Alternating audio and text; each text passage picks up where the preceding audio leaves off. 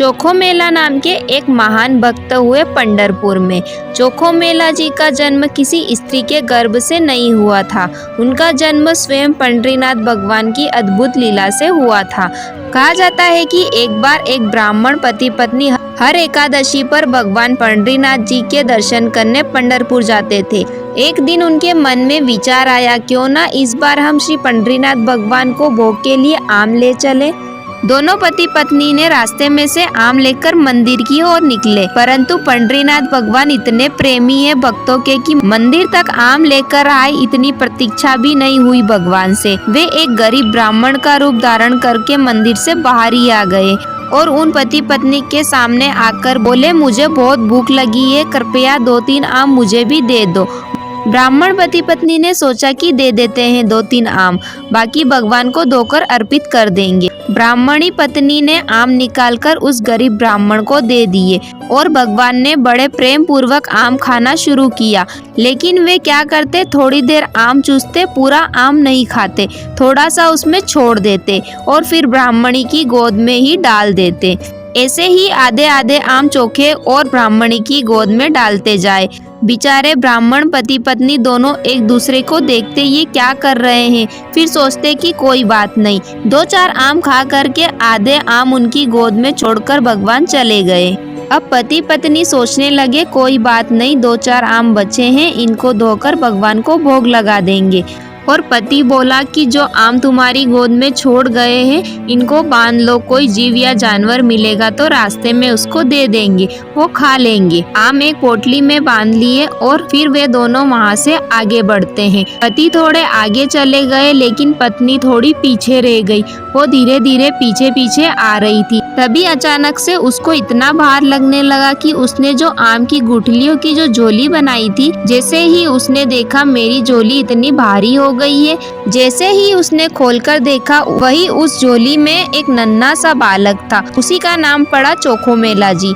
उनका नाम चोखोमेला इसलिए पड़ा क्योंकि भगवान ने आम चोख करके गोद में मेल दिया, इसलिए उनका नाम चोखोमेला पड़ा। अब इनके कोई माता पिता नहीं है, ये ठाकुर जी ने इनको भेजा है। अब चोखोमेला को देख कर के ब्राह्मणी ने विचार किया, अगर मैं इस बालक को लेकर गई तो सब लोग पूछेंगे यह कैसे जन्मा, मैं सबको क्या उत्तर दूंगी। मेरी बात कोई नहीं मानेगा कि यह मेरी झोली में अपने आप आ गया, और इस भय से कि संसार क्या कहेगा, उन्होंने उस बालक को एक सुरक्षित सा पेड़ देखकर उसके नीचे छोड़ दिया, उसको स्वीकार नहीं किया। तभी कुछ चर्मकार वहां से निकल रहे थे, उनमें से एक की दृष्टि पड़ी और उस रोते हुए बालक को देख करके उन्होंने उस बालक को स्वीकार किया और भगवत प्रसाद मान करके चोखोमेला जी का पालन पोषण किया। धीरे धीरे वे बड़े हुए। अब क्योंकि उनके माता पिता चर्मकार परिवार के हैं, इसलिए उन्हें कई जगह मंदिर में जाने से रोक दिया जाता। लेकिन ठाकुर जी तो जात पात नहीं देखते, वे तो सबसे प्रेम करते हैं। चोखोमेला जी अपने पिता के साथ खेती बाड़ी करते थे। एक दिन खेती करते करते उनके मन में आया, इतने सुंदर सुंदर फल है, इतनी सुंदर सुंदर सब्जियां हुई है, मैं क्यों ना इन फलों को पंढरीनाथ भगवान का भोग लगाने ले जाऊं। उन्होंने क्या किया, एक केले के वृक्ष से खूब सारे केले ले लिए और एक झोले में बांध करके चल दिए। पंढरपुर से 12 किलोमीटर दूर उनका गांव था। जैसे ही वे पंढरपुर पहुंचे इतने आनंद में भर गए कि उन्होंने विचार ही नहीं किया। बहुत लोगों ने रोका, बहुत लोगों ने मना किया कि इनको मंदिर में ना घुसने दिया जाए, ये अधिकारी नहीं है, लेकिन वो तो इतने भाव में आ गए कि वो घुसते ही चले गए। और जैसे ही मंदिर के भीतर पहुंचे लोगों ने चोखोमेला जी को घेर कर पीट दिया, बहुत मारा, उनके वस्त्र फाड़ दिए, सिर में लगी, हाथ में चोट लगी और पैर में भी चोट लगी, सब जगह इतना जख्म दे दिया। चोखोमेला जी रोते रोते वापस आ गए। वे पंढरीनाथ भगवान को भोग नहीं लगा पाए। शाम का समय था। चोखोमेला जी सब घावों को जहाँ जहाँ से खून निकल रहा था साफ कर रहे थे, गुस्सा कर रहे थे। बोले, अब नहीं आऊंगा आपके पास। बैठ गए हो ईंट के ऊपर खड़े होकर। इतने सारे अपने आगे पीछे जो धर्मशास्त्र के मर्मज्ञ लगा दिए हैं, जो जात पात देखकर दर्शन कराते हैं। गुस्सा करते हुए बोलते हैं, खड़े रहो, बने रहो अपने रूप में, हम तो नहीं आएंगे। अरे कुछ लेने थोड़ी आया था, कुछ मांगने थोड़ी आया था, अपने खेत का बढ़िया बढ़िया फल लेकर भोग लगाने ही तो आया था। इतने में श्याम सुंदर पीताम्बरी पहने प्रत्यक्ष चोखो मेला के पास आकर प्रकट हो गए और चोखो मेला जी के पास आकर के कंधे पर हाथ रखकर बैठ गए और बोले, ए चोखा, तू इतना उदास क्यों है? चोखो मेला जी बोले, उदास? इतना पिटवाया हमको, हाथ पैर सब तोड़ दिए और अब मेरे घर आ गए हो, मेरे गले में गलोइया डालकर बैठ गए हो। ये सब लीला क्यों करते हो आप? वहाँ क्यों नहीं रोका आपने सब पुजारियों को, पंडाओं को? ठाकुर जी बोले, देख चोखा, ये सब मुझे पूछते तो है, मेरी सेवा तो करते हैं, पर सब मुझे पाषाण मानते हैं, मूर्ति मानते हैं, और जो मुझे पाषाण मानते हैं उनके लिए मैं पाषाण ही रहता हूँ। उनके सामने ना मैं खाता हूँ ना मैं हंसता हूँ, मैं बस एक टक खड़ा रहता हूँ। तू तो मुझे पाषाण नहीं मानता, तू तो मुझे साक्षात ठाकुर मानता है ना। अपने बगीचे के फल लेकर मेरे पास आया, वहाँ बहुसंख्यक पाषाण मानने वाले लोग हैं, इसलिए मैं उनके सामने बोला नहीं, पर जब तू एकांत में आ गया तो मैं तेरे पास चला आया। चोखा, अब तू अपने आंगन के फल खिला दे अपने हाथों से। चोखो मेला जी अपने हाथों से केले के छिलके उतार करके श्री पंडरीनाथ भगवान को खिला रहे।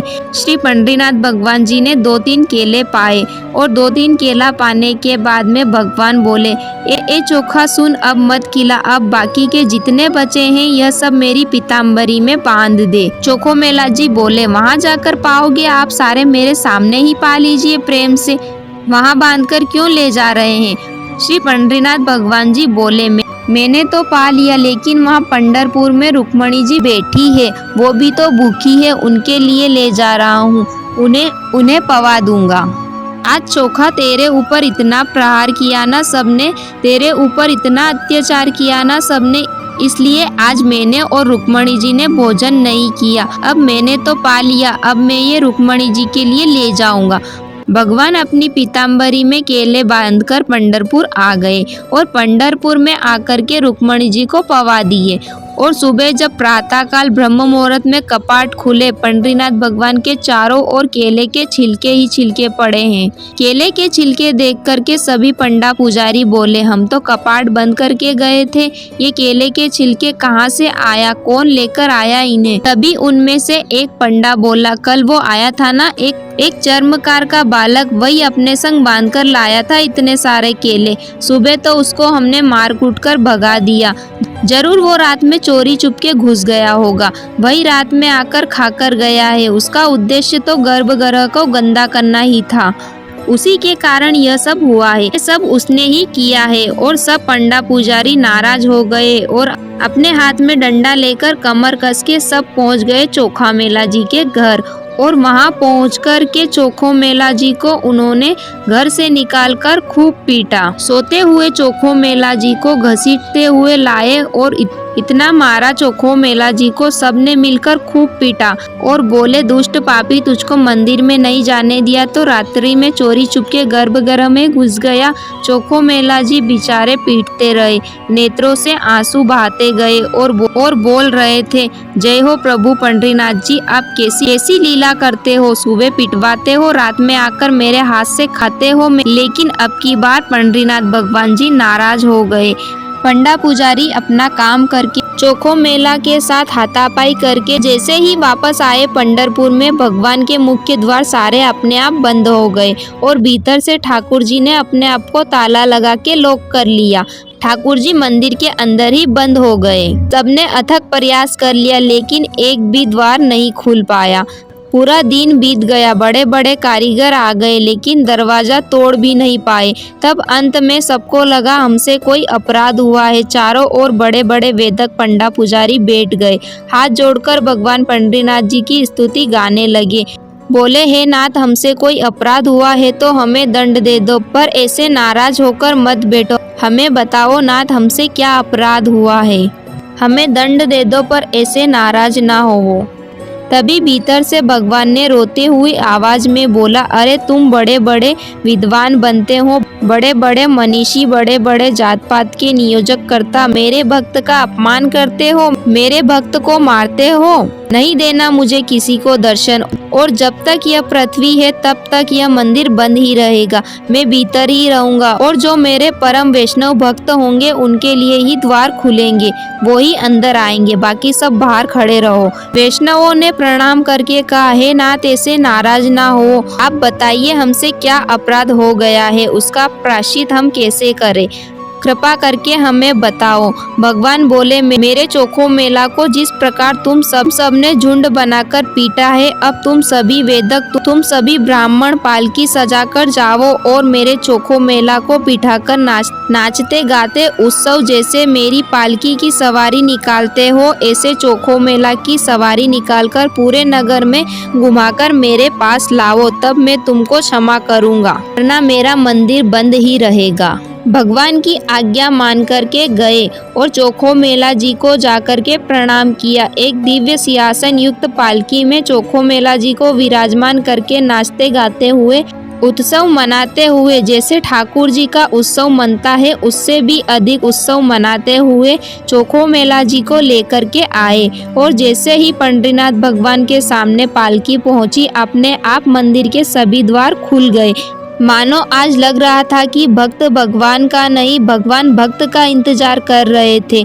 आपको यह पंडरीनाथ भगवान की कथा कैसी लगी मुझे कमेंट्स में ज़रूर बताएं और ऐसी और धार्मिक वीडियोस के लिए मेरे चैनल को सब्सक्राइब करें। धन्यवाद।